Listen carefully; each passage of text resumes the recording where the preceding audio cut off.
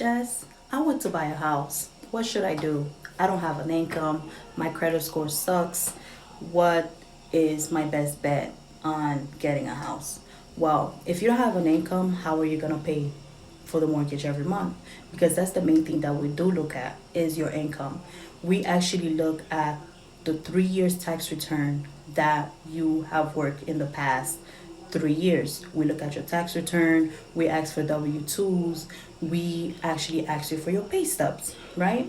So, if you don't have an income, how are you going to pay for your mortgage every single month?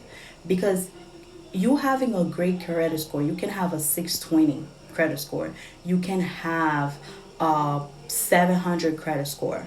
That's fine because sometimes you may qualify for the first time home buyer program as well if you're a first time home buyer, which they give you the down payment assistant, which they help you with closing and stuff like that depending on the state that you live in.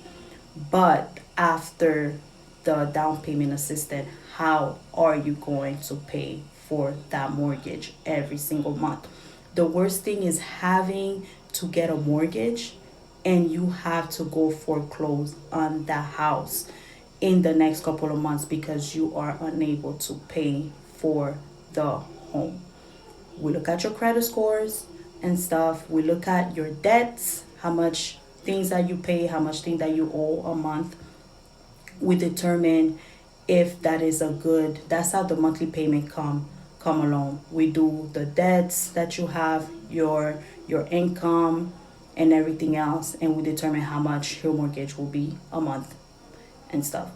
So if you don't have income, you can get a gift from a family member, but that gift is basically that person has to basically write a letter saying that you don't have to pay them back. But then again, is the person going to support you forever? How are you going to pay for that mortgage? It's like it's the same thing. You get an apartment, the landlord asks you, how's your credit score? Are you working? The landlord don't really care if your credit score is 700. They don't care about that. What they care about is how are they going to get their money every month? You understand what I'm saying? So the debts that you have and the income, we actually look at the fact that okay, this person has X amount of debts and then they're applying for a mortgage. A mortgage is not petty loans like where you go to the bank and you're like, oh, let me get 5 grand, and then you can pay within 2 3 months. It's more than that.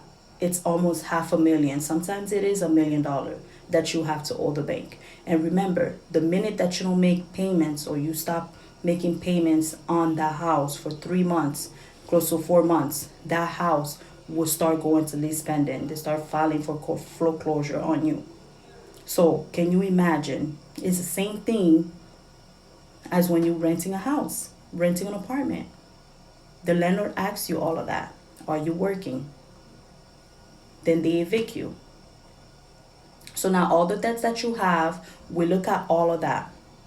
And then we determine, okay, this person is responsible. This person is able to pay us every single month for the mortgage.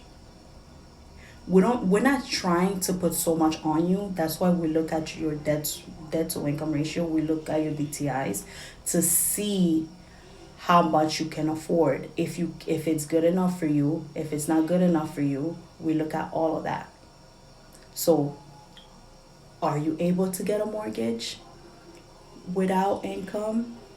Maybe you can, but how are you gonna pay it every single month? That's the question.